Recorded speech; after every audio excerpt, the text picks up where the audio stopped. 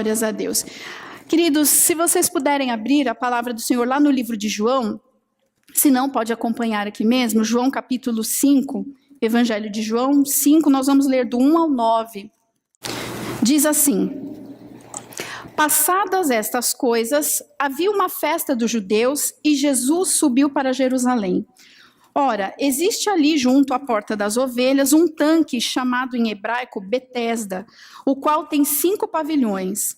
Nestes jazia uma multidão de enfermos, cegos, coxos e paralíticos, esperando que se movesse a água, porquanto um anjo descia em certo tempo agitando-a.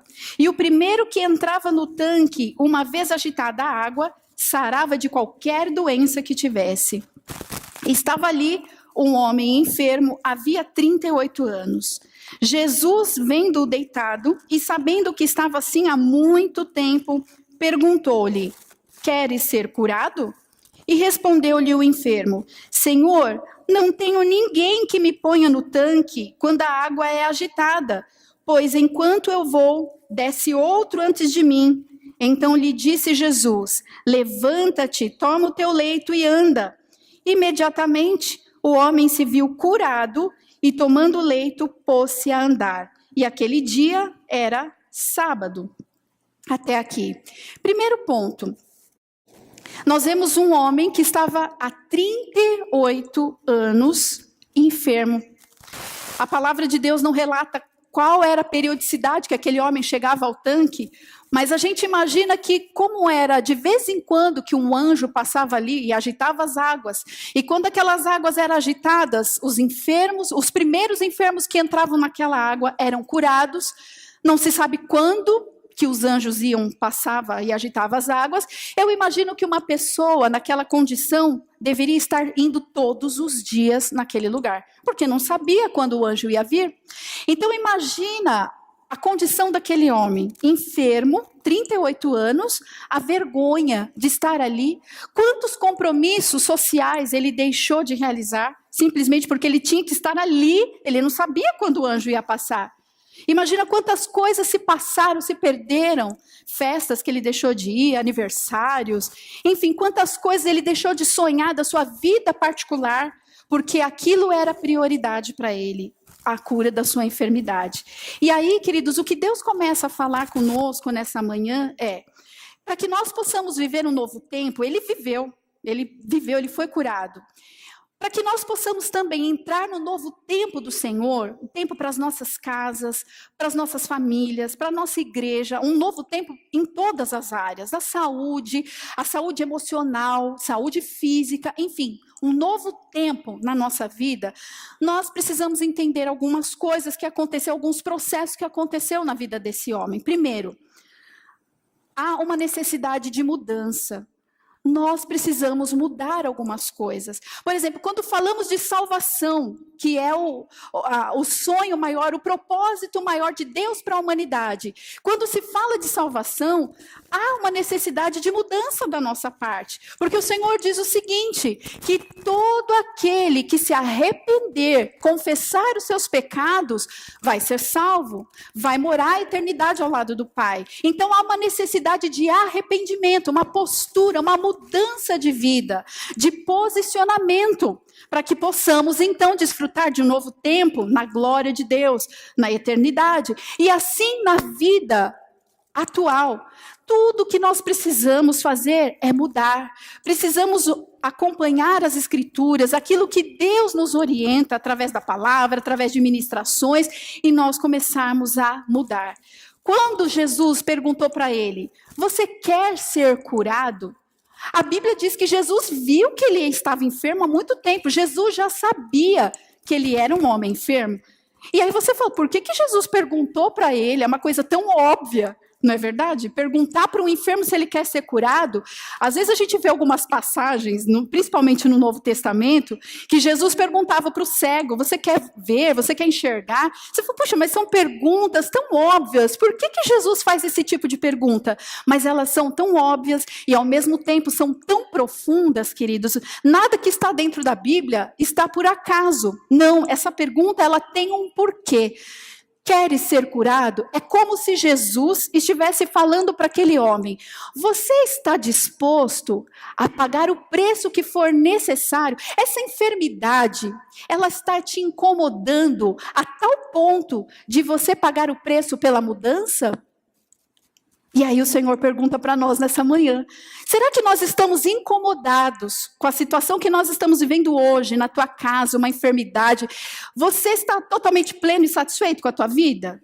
Se tiver, amém. Eu não estou. Eu sei que tem mais para a minha vida. Então, se você está incomodado a tal ponto, o suficiente, para saber que você tem que pagar um preço para mudar, nós estamos dispostos a mudar?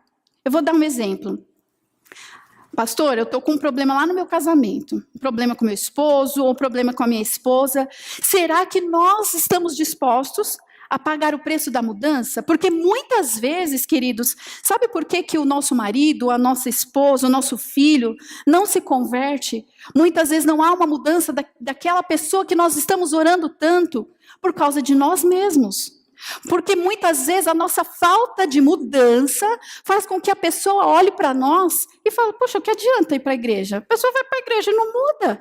Então, muitas vezes o impedimento somos nós mesmos. E aí onde que nós temos que pagar o preço, pastora, mas às vezes é um preço tão alto. É sim, é um preço de orar, é um preço de jejuar, é um preço de muitas vezes você se policiar os teus hábitos. Eu costumava fazer tal coisa, agora eu não vou fazer mais. Por quê? Porque agora eu sou do Senhor, eu tenho Jesus na minha vida, e Ele me ensina a todo tempo que eu preciso mudar para que eu possa ver a glória dEle. E o Senhor diz, queridos, em toda a palavra, se a gente começa a olhar todas as escrituras, nós vamos ver que Deus, Ele fala que a parte dele, Ele já fez, que é a salvação. Jesus, Ele veio a esse mundo, Ele se entregou, Ele morreu na cruz, já está consumado. A obra do Pai, a parte de Deus, já foi consumado na cruz, quando Jesus disse: está consumado. Ele entregou o seu espírito, a sua alma ao Senhor, e ali Ele estabeleceu a sua glória, a sua justiça e o seu plano.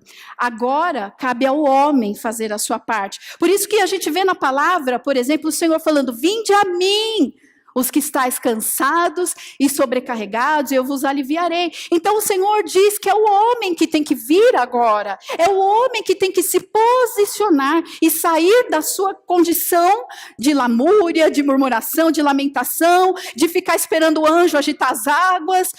Temos que nos mover, temos que mudar, se posicionar, queridos, se levantar e falar: eu não vou mais viver dessa maneira, eu quero mudanças. E a primeira mudança, volto a dizer, começa dentro de nós, começa em nós essa mudança, de nós não aceitarmos a nossa vida do jeito que está e a gente começar a mudar a nossa maneira de pensar, nossa maneira de nos relacionarmos com as pessoas.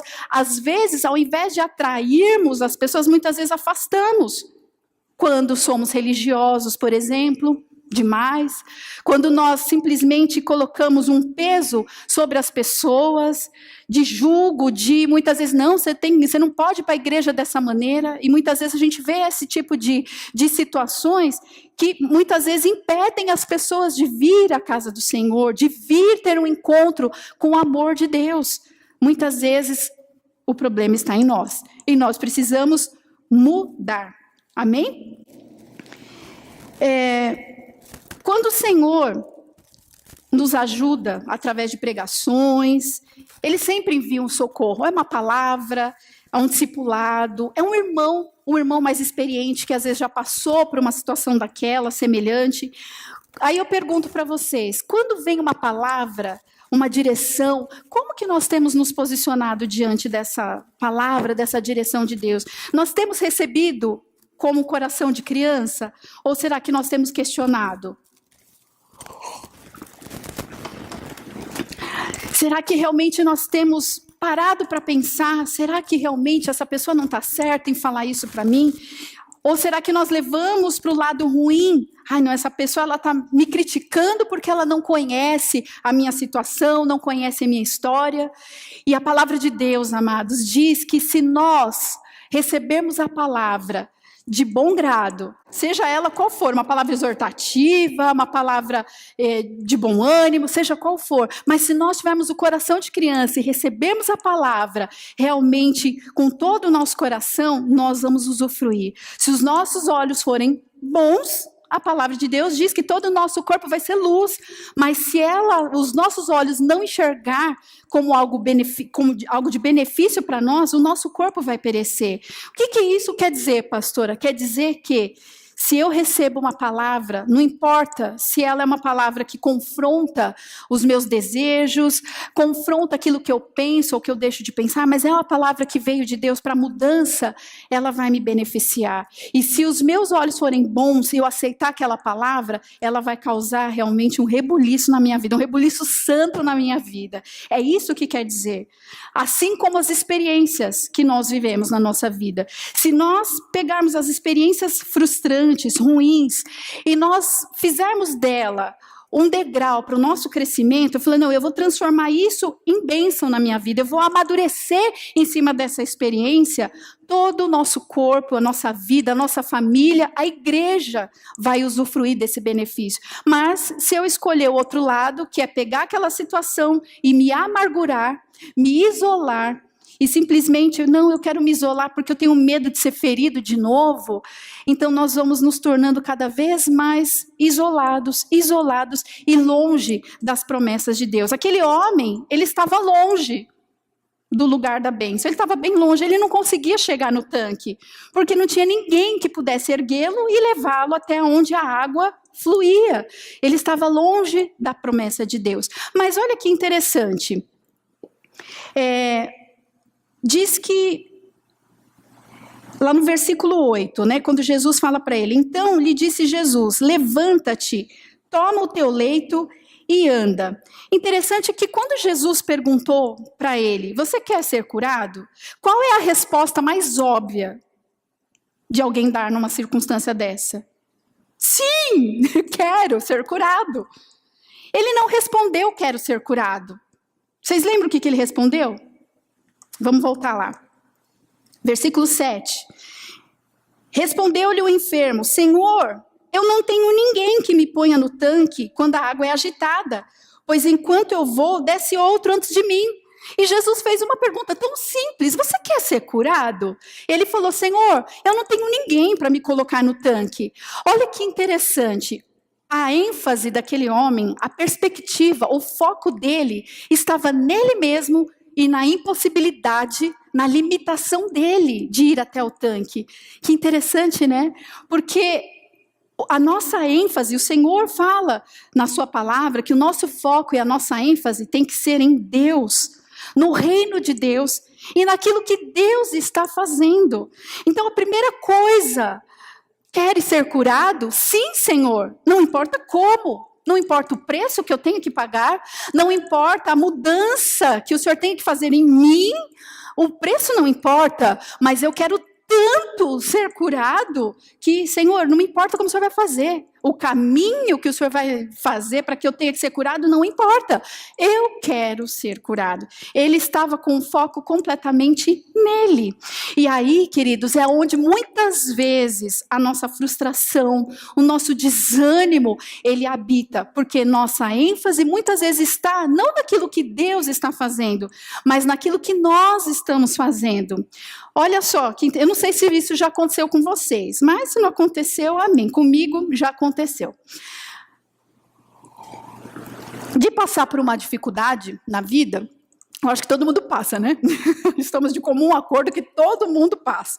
Mas nos momentos de maior dificuldade, passa algumas perguntas na nossa cabeça, do tipo, Senhor, mas eu vou na igreja, eu te sirvo, Senhor, eu estou no louvor, eu estou no infantil, olha, eu sou até pastor, olha como eu sou uma pessoa boa, Senhor, como eu faço a tua obra, eu sou uma pessoa tão dedicada, eu oro, eu jejuo. E por que essa situação está acontecendo na minha vida? Por que o Senhor permitiu essa situação vir sobre eu, se eu sou uma pessoa tão boa? Quando nós começamos a fazer esse tipo de comparação, queridos, de olhar para o mundo e ver como o mundo prospera, as pessoas prosperam, e às vezes aqueles que não estão na casa de Deus, que são dizimistas, são fiéis, andam corretamente, muitas vezes é tão difícil, não é verdade? Muitas vezes a gente que paga os impostos direitinho, muitas vezes a gente que fala a verdade, muitas vezes a gente que procura viver a palavra em santidade, muitas vezes nós pagamos um preço tão alto e a gente começa a ver muitas vezes as pessoas que não têm esse temor de Deus prosperam muito mais do que nós. A gente olha e parece que eles são muito mais felizes do que nós. E aí nós começamos a olhar e entrar num caminho perigoso, porque nós estamos dando ênfase para aquilo que nós estamos fazendo e não para aquilo que Deus está fazendo. E qual que é a ênfase do que Deus está fazendo, que é onde a nossa perspectiva tem que estar? Queridos, é o reino de Deus. É o reino de Deus. Deus está preocupado, sim, com as nossas vidas particulares. Ele quer abençoar, Ele quer trazer a gente a viver um novo tempo, mas Ele quer usar a nossa vida, e nem que for a nossa dor, para que Ele possa manifestar a justiça dEle nessa terra. Qual é o maior propósito de Deus? Se a gente puder resumir essa palavra num único versículo, toda a Escritura, nossa, num único versículo, nós vamos encontrar João 3,16. Deus amou o mundo de tal maneira que deu o seu único Filho, para que todo aquele que nele crê não pereça, mas tenha vida eterna. Essa é a maior ênfase que nós temos que colocar na nossa vida. Se a nossa vida estiver na perspectiva de Deus, correta, as demais coisas vão ser muito mais suaves na nossa vida. Buscar o reino de Deus. Isso significa, queridos, que algumas vezes nós vamos sim ter uma enfermidade no nosso corpo. Ai, pastor, em vez de você ministrar cura, sim, Jesus curou o paralítico. Mas às vezes o caminho, o esperar daquela obra, significa que as tuas indas para o hospital, enquanto você está fazendo lá o teu tratamento, você fala, puxa, Senhor, mas por que eu estou com essa enfermidade no meu corpo? Por que eu tenho que fazer um tratamento desse?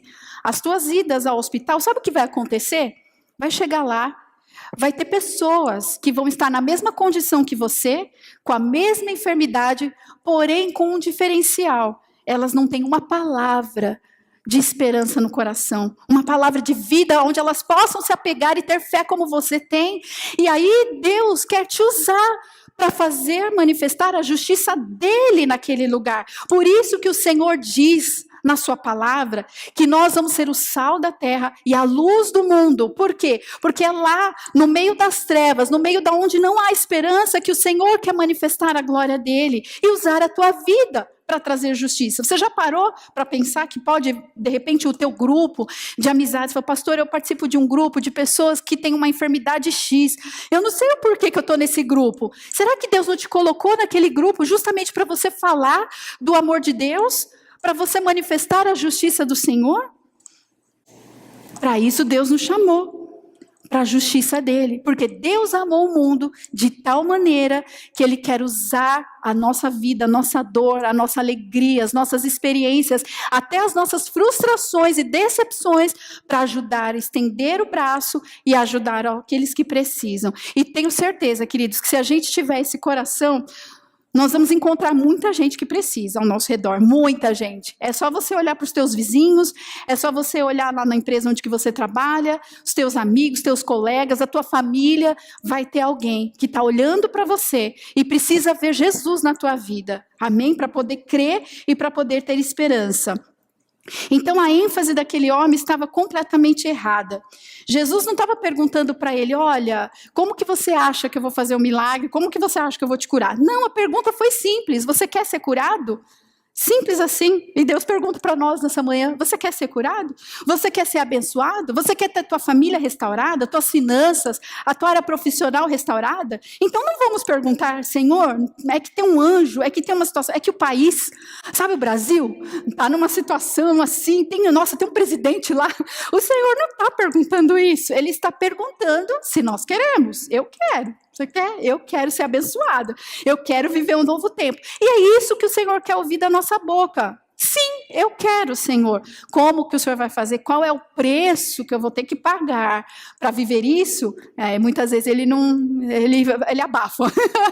Ele sabe que às vezes o caminho é um pouco tortuoso, mas é um caminho que vai nos beneficiar e muito. Nós crescemos tanto quando nós estamos no deserto. Vocês lembram uma passagem que eu até estava lembrando?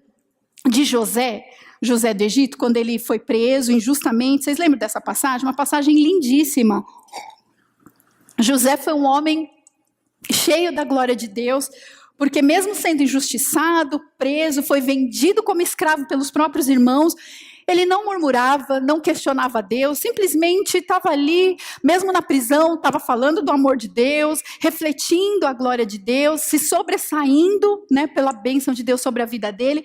E teve um momento que foi um momento muito interessante, quando ele revela o sonho para o copeiro, Ele revela o sonho e ali ele começou a ter esperança de sair daquele lugar. Ele falou, olha, para o copeiro, quando você sair daqui da prisão, você chega para o rei e você fala para ele tudo que eu te revelei. E assim o rei vai me liberar, vai me soltar. Ele começou a criar uma expectativa, ele falou, tá aí, é assim que Deus vai me tirar, através da revelação daquele sonho. Sabe o que aconteceu?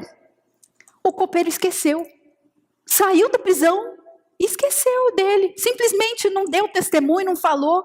E se não me engano, se não me falha a memória, se eu estiver errado, alguém me corrige. Eu acho que passou mais 15 anos, foi isso? Não. Quanto? 2 anos, mas eu acho que é como se fosse 15 para ele, 2 anos se passaram, simplesmente o homem esqueceu. Eu imagino que o coração de José deve ter ficado super feliz, Tipo, puxa, a única esperança que eu tinha era aquilo. Ele depositou toda a esperança naquilo. E aí o homem esqueceu. Tipo, agora que eu vou ficar aqui a vida inteira, na prisão. Queridos, muitas vezes a gente vai passar por isso. Às vezes você vai olhar algo e fala, não, é aqui.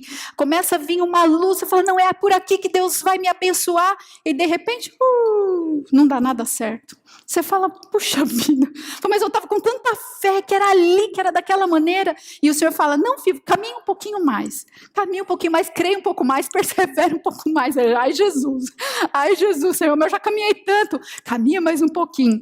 Aí na hora que você fala, não, é agora. Aí você começa a ver uma porta se abrindo ali, você fala, não, é agora eu vou entrar, é agora que é a minha bênção. E você já começa a declarar e começa já a profetizar e de repente não é aquela também. Foi isso que aconteceu com José? Foi exatamente isso que aconteceu com ele. E ele esperou 2 anos.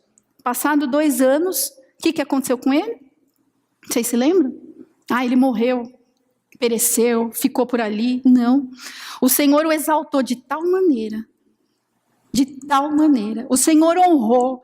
Queridos, existe o tempo da espera, existe o tempo da provação, existe o tempo da dificuldade, mas existe o tempo da honra também. E nós não podemos deixar de lembrar, porque quando Deus honra uma coisa, é quando alguém te honra, sabe? Quando tem a medalha do mérito, É lindo quando você é honrado e tal. Outra coisa é quando Deus te honra. É completamente diferente. Sabe por quê? Quando o homem te honra, qualquer um pode te honrar a qualquer momento, mas quando Deus te honra, todos veem a glória de Deus sobre você. Todos veem que não foi você, foi Deus. Sabe aquela pessoa que você queria ganhar tanto para Cristo? Na hora que Deus te honrar, você não vai precisar nem falar mais que Jesus é na tua vida, porque as pessoas vão ver. As pessoas vão enxergar Jesus. Aquilo que as palavras não alcançavam, a tua vida vai refletir, a tua vida vai falar mais alto do que as tuas próprias palavras. Então, aí quando você olha para aquele tempo de dor, você fala, puxa, como foi bom ter passado por ele. Você não vai ter uma amnésia e falar, puxa, eu esqueci daqueles dias. Não, você vai lembrar daqueles dias, mas esses dias não vão te causar mais dor. Tamanha é a grandeza, a glória, a honra de Deus. E é isso que Deus quer fazer. Ele quer nos transformar. Ele quer que realmente a gente tenha ânimo para caminhar, para quando a gente chegar no dia, hoje é o dia. Chegou o dia daquele homem, passou 38 anos, é verdade, mas chegou o dia dele e ele foi curado. E engraçado que ele foi curado de uma maneira que ele nem imaginava, A bênção veio de uma maneira que ele não imaginava. Jesus estava ao lado dele, Uma maneira bem mais fácil, Ele lá 38 anos, todo dia, indo lá com a mochilinha nas costas, imagino, Indo lá na beirada do tanque, na beirada não longe, porque não tinha ninguém para empurrar ele, todo dia. Chegou um dia, 38 anos depois, Jesus do lado dele. Você quer ser curado? Senhor, não, esquece. Eu perguntei se você quer. Levanta e anda. Simples assim. Por que a gente complica tanto? Por quê? Porque o tempo de espera, que nem o pastor Jairo disse, é um tempo angustiante. É um tempo que a carne quer gritar, a gente quer crescer, porque aí fala, bom, o Senhor se esqueceu mesmo de mim, o Senhor não está ouvindo, eu vou fazer do meu jeito. Eu vou dar uma ajudinha para o Senhor, porque ele, né, eu acho que ele está precisando de tanta gente que ele tem que ouvir as orações, tanta gente que ele deve estar um pouco ocupado, e nós deixamos simplesmente de crer. E essa é a palavra. 38 anos é um bom tempo, né? Vocês concordam ou não? É quase a minha idade. Eu não vou revelar minha idade, mas é quase ela. 38 anos é muito tempo. Por que Deus, como eu falei para vocês, tudo que está aqui na Bíblia não é por acaso. Por que Deus fez questão de mostrar que foi 38 anos? Porque talvez o tempo fosse irrelevante, né? Não importa, ele esperou um bom tempo. Não. 38, deixou bem registrado. 38. Por quê? Você fala, é um número da sorte? Não, não é. O tempo é crucial, queridos. Nós precisamos perseverar. Porque nós temos uma tendência, nós cristãos temos uma tendência de quando as coisas demoram, a gente simplesmente joga a toalha. É assim, não é? A gente desanima, acho que não é para mim, eu não aguento mais, e simplesmente desiste. Então, essa palavra está ali justamente para a gente ver que teve um homem paralítico há 38 anos e que teve a sua bênção, teve a sua vitória. Por que nós queremos abrir mão dos nossos sonhos? Por que nós já achamos que já esperamos tempo demais para reconstruir, para conquistar, para se levantar no ministério? Para mim não tem mais jeito. Por quê? Por que nós queremos abrir mão se Deus não abriu mão de um homem que há 38 anos estava ali persistente? Talvez se naquele dia ele não tivesse ido, hoje eu estou tão desanimado, não aguento mais esperar, 38 anos, hoje eu não vou lá para o tanque não. Ele não ia receber a bênção, porque Jesus estava lá, fisicamente, ele estava lá, ele ia perder a bênção dele. Então, queridos, nós precisamos entender que precisamos nos posicionar, precisamos estar ali focados, ênfase em Deus, no reino de Deus, buscando o reino dele em primeiro lugar, mas nós não podemos perder a nossa fé, a nossa perseverança, fazer a obra de Deus enquanto o Senhor está cuidando das nossas coisas. Quantas vezes vocês já viveram isso, vão viver mais ainda, quantas vezes você se dispõe a ministrar alguém, a falar do amor de Deus, quando você realmente não, você fala, puxa, hoje eu não estou bem, hoje eu não estou num dia muito bom, passei um dia tão difícil, e você se dispõe, você fazer uma visita, você ir lá falar do amor de Deus, e aí o Senhor não só usa a tua vida, mas Ele te renova. Como eu falei para vocês, essa semana, para mim foi uma semana muito difícil, muito difícil. E teve uma irmãzinha que ela chegou para mim, né, e ela falou, poxa, pastora, faz tanto tempo, né, que a gente não toma um café junto, a gente não passa um tempo, né, e eu queria compartilhar algumas coisas, né, e tal, não sei o quê. E ela não estava passando nenhum problema, nenhuma dificuldade, né. E eu olhei e falei, puxa, eu só pensei, né, falei, puxa, se ela soubesse como está meu coração, acho que ela não ia querer, não ia querer minha companhia, né. E eu falei, puxa, Senhor, mas eu falei, isso não é o certo. Né? Eu falei, o certo é na presença dos irmãos, é na companhia dos irmãos que a gente vai ser curado. Então vamos lá, vamos marcar. E marquei com ela, e nós fomos almoçar. Gente, foi um tempo tão gostoso, foi um tempo tão bom para ela e para mim. Porque comecei a lembrar das coisas que Deus fez na minha vida, ela começou a compartilhar das coisas dela. Gente, olha como é tremendo, como é poderoso. Voltei para casa e falei, tua situação mudou? Não, ela não mudou. Mas a minha perspectiva em relação à situação é que mudou. Eu voltei tão renovada, tão fortalecida. Eu falei, Senhor, obrigada, porque é o corpo de Cristo. É uns ajudando aos outros. E ela não tem noção de como me beneficiou somente a companhia dela. No momento que eu estava tão triste, tão chateada. E ela foi lá e a gente conversando das coisas de Deus. Foi muito bom. Então, queridos, nós precisamos entender que Deus nos ama, e Ele está trabalhando, Ele está agindo a nosso favor, mas nós precisamos estender a nossa mão, precisamos focar no reino dEle, saber que o reino dEle está acima da nossa vontade, acima dos nossos sonhos, dos nossos projetos particulares, está o reino dEle, porque tudo que Ele sonha para nós, em primeiro lugar, é a nossa eternidade, é a nossa morada celestial ao lado dele. E as demais coisas caminham nessa direção, né? Então é isso que nós precisamos focar. Jesus, um outro detalhe, Jesus ele promete nos dar alegria quando a nossa ênfase for ele e o seu reino.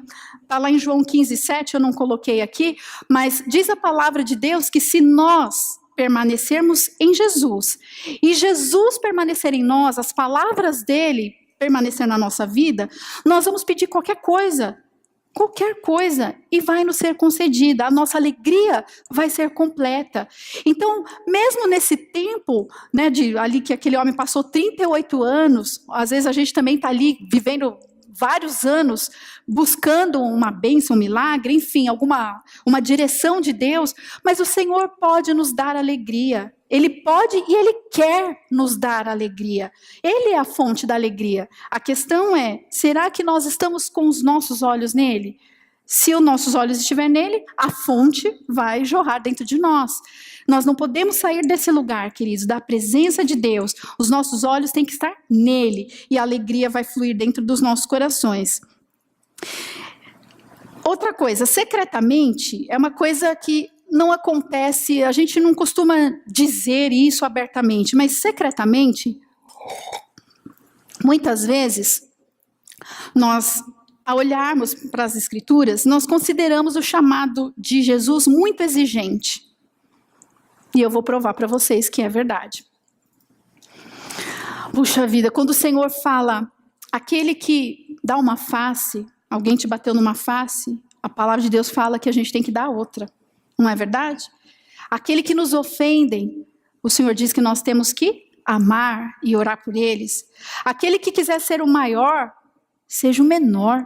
Você fala, nossa, mas não parece que não soa que é uma injustiça tão grande? Foge um pouco a lógica, né? Considere o teu próximo melhor do que a você mesmo.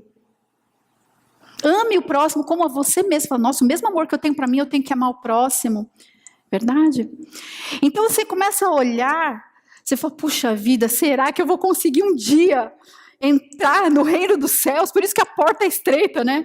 Porque nós, secretamente, nós consideramos o chamado, o ministério de Jesus, muitas vezes muito exigente. E quando nós deixamos esse pensamento permear a nossa vida, nós perdemos o foco novamente, perdemos a ênfase e começamos a olhar para nós. Ah, pastor, olha, eu não consigo perdoar, porque a ofensa daquela pessoa foi muito grande. Imagina, como que eu vou perdoar uma traição do meu marido ou da minha esposa? Como que eu vou conseguir novamente? Mas a palavra fala, é uma ordem de Deus. O Senhor fala que nós não temos que sentir no coração para perdoar, nós temos que perdoar. Às vezes não é fácil, verdade, às vezes é um processo, mas nós precisamos procurar viver a palavra de Deus.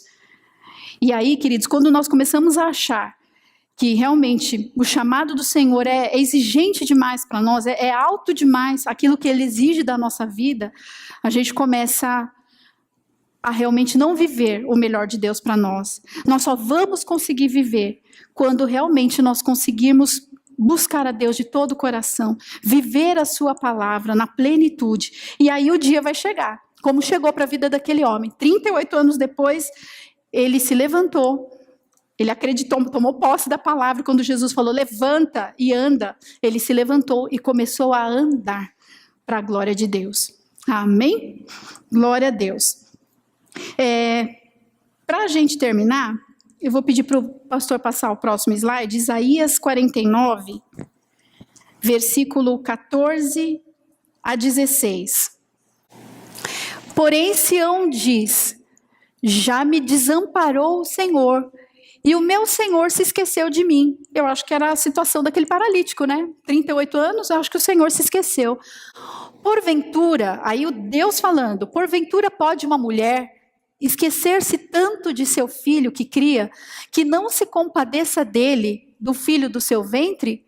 Mas ainda que esta se esquecesse dele, contudo, eu não me esquecerei de ti. Essa é a promessa de Deus. Eis que nas palmas das minhas mãos eu te gravei. Os teus muros estão continuamente diante de mim. Glória a Deus. Pode um pai ou uma mãe se esquecer de um filho? Mas ainda que se esqueça, Deus jamais vai se esquecer de mim e de você. A nossa vida está nas mãos de Deus. Ele fala que Ele gravou o nosso nome. Os nossos muros estão continuamente sobre Ele. Então, cada fio que cai do nosso cabelo, cada detalhe que acontece na nossa vida está debaixo das mãos de Deus. Está no controle perfeito e absoluto de Deus. Deus não vai chegar atrasado na tua vida. Deus não vai se esquecer. Talvez você fale, pastora, Lázaro foi uma exceção, né, na palavra de Deus, porque o homem já tinha morrido, né? E diz a palavra que ele já cheirava mal quando Jesus chegou lá para ressuscitá-lo. Vocês acreditam mesmo que Deus passou o tempo? Vocês acreditam mesmo que realmente Deus se esqueceu de Lázaro? Jesus, diz a palavra, que Jesus era amigo de Lázaro e da família dele. Você vê, um amigo. E Jesus estava numa outra cidade, e Jesus ficou sabendo que o seu melhor amigo estava enfermo. E diz a palavra que ele não saiu correndo. Ele simplesmente se demorou mais alguns dias lá na cidade, porque ele curava muitos enfermos. E depois de alguns dias, ele foi visitar o amigo, só que o amigo estava morto. Lázaro já tinha morrido há 4 dias. Na nossa cabeça, a gente acredita muitas vezes que Deus chegou atrasado. Mas ele não chegou atrasado. Ele estava mostrando ali o poder dele, o poder de Deus. Na hora que ele chamou Lázaro, falou, Lázaro, sai. Ninguém foi lá buscar Lázaro. Você vê que, olha a situação. Deus sempre fala para o ser humano tomar a postura, a posição e vir. Lázaro, do jeito que você está morto.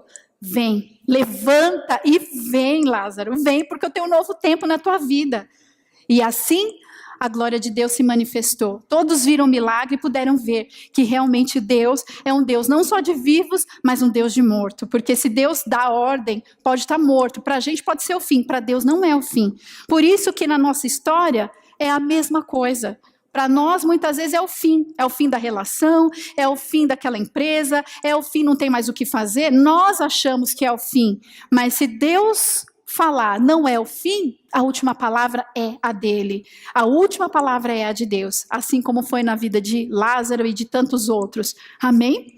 Por isso eu creio que Deus tem um novo tempo para nós. E aquilo que estava morto vai ressuscitar em nome de Jesus. Porque Deus, ele tem realmente o poder de fazer isso. E não é só para nos beneficiar, é para que o nome dele seja manifesto. Para a gente encerrar, queridos, é interessante a gente perceber o seguinte.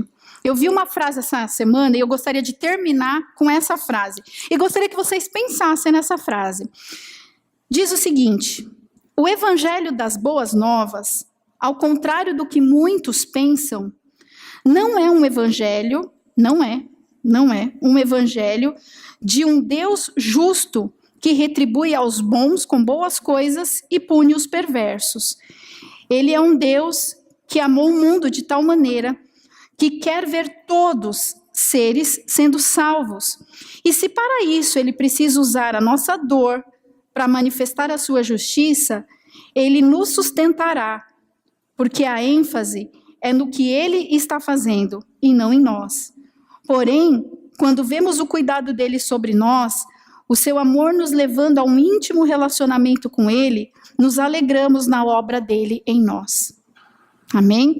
Então, é uma mudança também de pensamento. Eu, por exemplo, eu cresci, não foi culpa de ninguém, mas Eu cresci num evangelho, digamos assim, várias igrejas que eu passei, eu cresci com essa mentalidade de que Deus dá coisas boas, porque Deus é bom, ele dá coisas boas àqueles que são bons, mas ele pune aqueles que são maus. E isso é uma meia verdade. Porque se nós olharmos que o foco não está em nós, eu volto a dizer, eu falei isso a pregação inteira, a ênfase não é nós, a ênfase é o reino dele. É o que ele está fazendo. Então, nós começamos a entender que Deus faz coisas boas, sim, mas que muitas vezes nós vamos estar vivendo coisas ruins na nossa vida, para que se manifeste a justiça dele lá na frente. Né? Então, a gente tem que parar de reclamar, de murmurar, de questionar o agir de Deus na nossa vida. Né? A gente tem que simplesmente caminhar e ser bênção.